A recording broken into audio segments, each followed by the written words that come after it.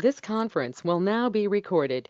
Hey everybody, it's Monday at 2:30. It is time for our Monday through Thursday 2:30 podcast. This is a podcast where you will hear the science behind what actually happened in the opioid crisis. And if you've been listening for a while, you know I'm in the process of putting together the book. Uh, I'm very optimistic that the book is going to help us break through the ice and get the truth out there. It has not been easy at all for us to break through the ice. In fact, that comes out very clearly in the book. But what is clear is that the science is overwhelmingly on our side, and I'm going through the science line by line as I'm putting together the book. And the book is intended to serve a couple of purposes. One purpose is obviously to let people know what happened to them if they were caught up in this opioid crisis. To let them know that they're not a drug addict, they're not an opioid addict, that their body was changed by the opioids, and the agencies that were entrusted with protecting them, the FDA, the CDC, HHS, these agencies failed miserably. They failed so badly that we're recommending a number of people to be considered for criminal negligence, to be charged criminally for what they did. Um, we believe that the science is telling us that close to 5 million people have died from the negligence of mainly the FDA. Okay, it's mainly the FDA. NIDA, NIDA comes in a close second. HHS is third. CDC is just incompetent. Uh, but the evidence is what we keep coming back to, and uh, there's three types of evidence that these boneheads ignored. The first evidence is the evidence that the opioids cause genetic damage. They just ignored it. They ignore it every day. The second evidence is that this genetic damage results in a very specific type of disease, what we call a signature disease, that when our people try to stop taking the opioids, they develop a set of symptoms that just simply cannot be tolerated. Uh, it is just a feeling that the human body can't tolerate, cannot be endured. And they're going to go out and they learn that, hey, if you go out and buy an opioid, it'll stop the feeling for a while. And they fell into this cycle of just doing what they had to do to survive. And then the third type of scientific evidence that they're ignoring is our scientific evidence. We did some pretty darn good research. I'm not going to dislocate my shoulder, patting myself on the back, but we did some pretty darn good research. And some of that research is on the screen right there in front of you. And I've spent an enormous amount of time with this image that's on the screen in front of you. And you're looking right there on the screen. You are looking at what caused the opioid crisis. There it is right there. Okay, there it is right there. Now I'll walk you through what that is because that's a very complex image. Okay, but I want you to notice there are 8 light gray lines and 8 white lines. Okay, each one of those lines has 2 things on it. Okay, so what you're looking at is 16 addresses of the DNA. Each gray line is an address. Each white line is an address. And then if you look at the third column there, it says opioid naive and opioid dependent. So for each address, we're comparing the opioid naive, people who have never taken opioid, to our people, opioid dependent. Okay, and what we're actually looking at is the level of methylation. Methylation is a type of genetic damage. So I'm not just sitting here saying, hey, we think the opioids have caused genetic damage. No, we've gone in the lab and measured it.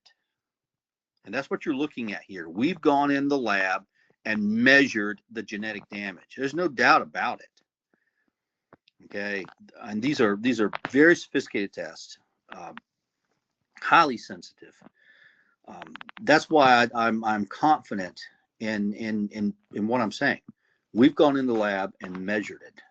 Okay, we took a group of opioid naive people and a group of opioid dependent people, and we went into the lab and we compared their DNA. Specifically, we went to a part of the DNA, what's called a gene.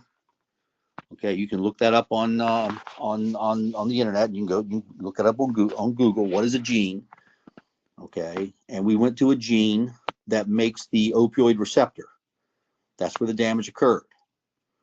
Okay, in fact, let me back up a moment. What you see here are 16 addresses in the DNA where the damage occurred. We looked at over 3 billion addresses.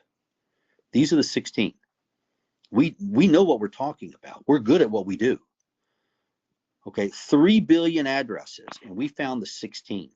There they are, right there. This is the damage that caused you to feel sick. This is the damage that changed your life.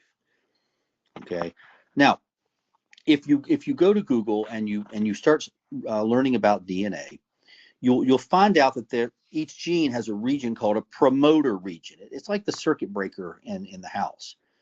Okay, it's the control box. Okay, and genetic damage in the circuit breaker, genetic damage in the control box, genetic damage in this very sensitive promoter region is going to be amplified. It's going to be worse. Okay, so of these 16 addresses, the question is, were any of them in the promoter region? The answer is yes, 7 of them were. Okay, 7 of the 16 sites that you see in front of you are in your promoter region, and that's what did this. Okay, there's no mystery to the opioid crisis. We know exactly what happened. There's no mystery at all. Okay, the opioid causes genetic damage. The type of genetic damage the opioids cause is called methylation. Okay, you're looking at the actual methylation that we measured. Okay, in fact, let's go at this a little bit more in depth. Okay, let's take the first line. You see where it says CPG number 11.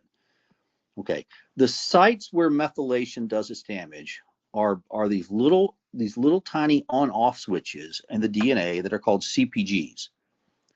Okay, CPGs stands for cytosine phosphate guanine, CPG. Okay, and in each gene, okay, they're numbered. So the first one you can see there is CPG number 11. Okay, opioid naive is on top, opioid dependent is on bottom. Okay, and now look at the methylation. Mean means average. Look at the methylation average. Okay, 4.3 for the opioid naive, 8.3 for the opioid dependent. And the first question is, why should there be any difference? Why should there be any difference? If the opioids aren't causing genetic damage, why should there be any difference? Okay, look at the next one down.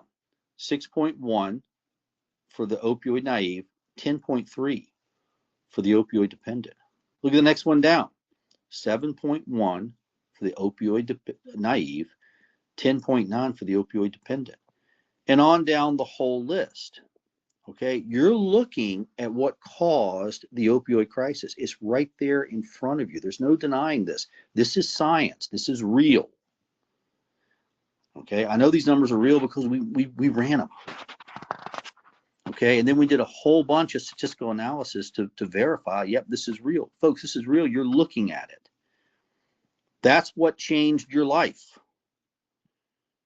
Okay, and it's amazing how little methylation can cause so much damage. Well, that's what happens when you're in the promoter region. That's what happens when you're in the control box.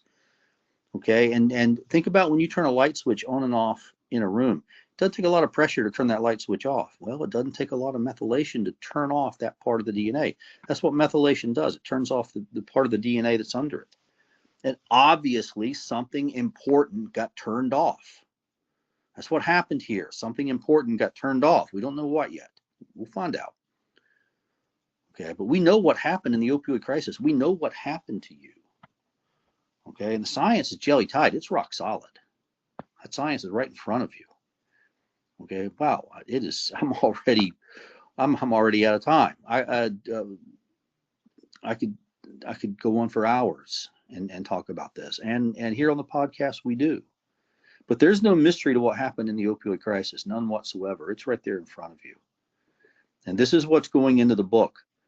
And this is why we're calling for these people to be considered for criminal negligence. They need to go to prison for what they did. There's 5 million people dead because they allowed this. All right, we'll hold here for today. Please don't forget to like and subscribe us. Post us on our social media and everybody else's social media. We will be back here tomorrow at 2:30. Alex, thank you for everything, and we'll see y'all tomorrow. Bye-bye now.